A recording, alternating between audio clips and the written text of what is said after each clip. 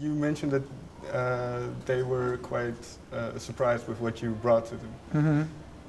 Were you surprised yourself when you made that demo? Was it? Yeah. I mean, it was definitely a different vibe than what I think people would expect from me. It was kind of chill. What made you go for it?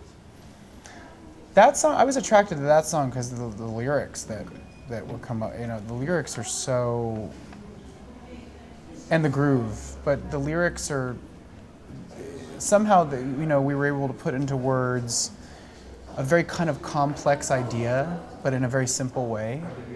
I had been, in that time, I had been around town and hanging out with friends. I didn't have a ton going on, so I was socializing and having a life. Right.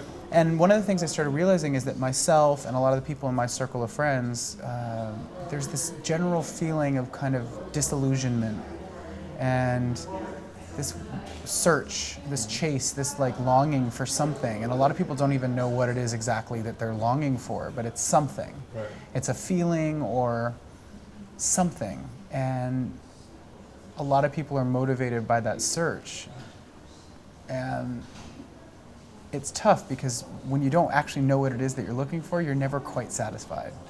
So it's this unquenchable feeling. And I think that can lead you down really great paths, but it can also be very detrimental if you're not careful.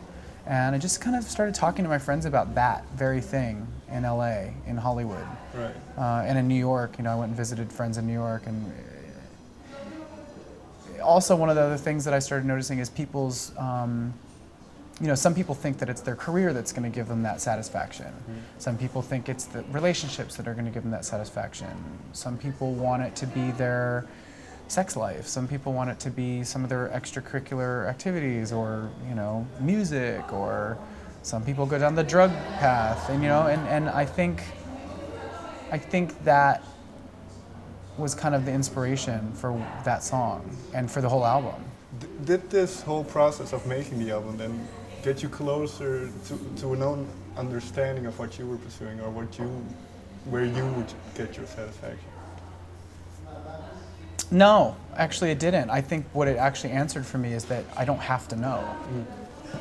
And not knowing is actually kind of the beauty, is you don't have to know. You can just do what you like and what makes you feel good. And but not worry about it. Not think about it so hard and not stress about it. Not let it lead you down a detrimental path, Was there ever a moment then that you thought you would go down that road? I've been down it plenty of times. We all make choices that we find out we're like, this doesn't feel good. We're trying to date the wrong kind of person, or everybody's done that. Well, the saying that a lot of the songs, or some of the songs, they also deal with relationships, Mm-hmm. and there was a sense of loneliness in some of the songs. Mm-hmm. So is that where the inspiration for these songs came from? Some of it, yeah. I think relationship's a big theme on the album, and sometimes it's a relationship to a person, or sometimes it's a relationship to a thing, or a concept, or a habit, or anything. But relationship is definitely one of the main ideas on this album. The song "Another Lonely Night" is basically about being by yourself and kind of wishing that you had somebody there, just anybody. Or the last person that you were in love with, where did you go, There's a lot of that. When you write these songs, are there people in your mind? Specific people? Yeah, some of them, yeah. And then, well, this might be difficult, but I assume they hear the song eventually, so... Yeah, I hope so. So do you know what they think about the songs? I haven't had that conversation with certain people yet. I should probably now. Now that the music's out there, I should probably find out what they think. But you do, because most people say that they don't want them to know. So you do enjoy talking about that? Yeah. Okay. Yeah. Well, there was one line I wrote down from Ghost Town. I tried to believe in God and James Dean, but Hollywood sold out. What sparked that line? I think that moment in that song, and that song in general, but that line, it's kind of talking about the disillusionment thing.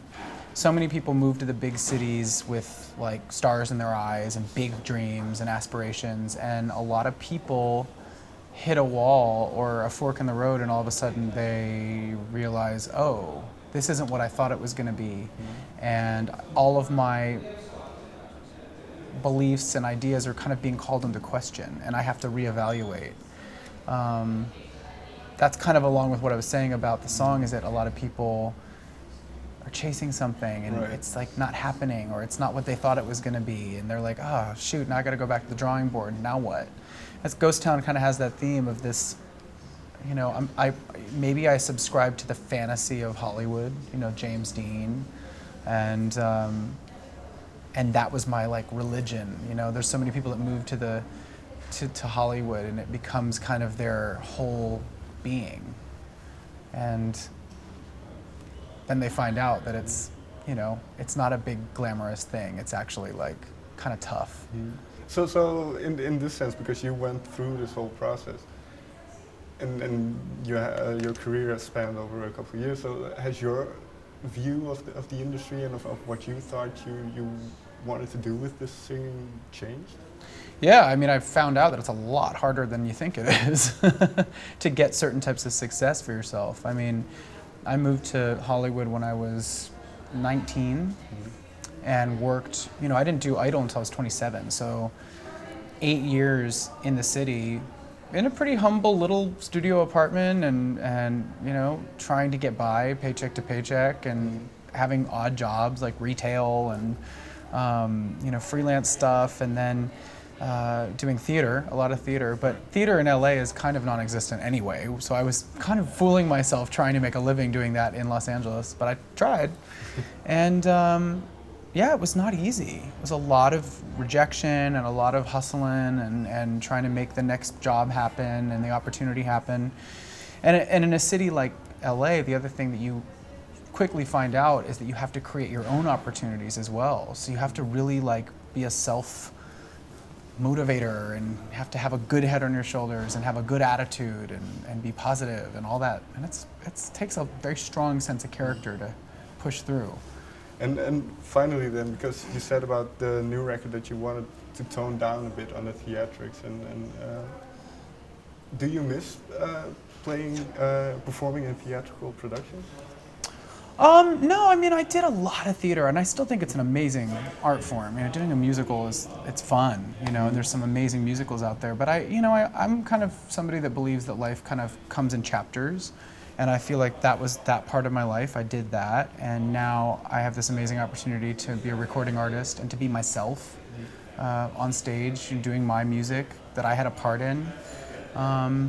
You know, the album, I didn't consciously say, okay, I have to tone down now, but I think that the album reflects sort of like where I've gotten to in my life, and I think my life in general has become a little more grounded, and I'm a little more comfortable in my skin. And what changed? I don't know. I think I just, you know, grew up a little bit and evolved. And, you know, if you look back 6 years on your life, or anybody does, they go, okay, I was here then, and now I'm here, you know? So certain relationships kind of shift your perception of things, and certain accomplishments shift your perception of things. Maybe certain things that you feel are failures shift the way you look at things. I mean, yeah, life happened. Fair enough. Thank you very much for your time. Thank you, yeah. Thank you.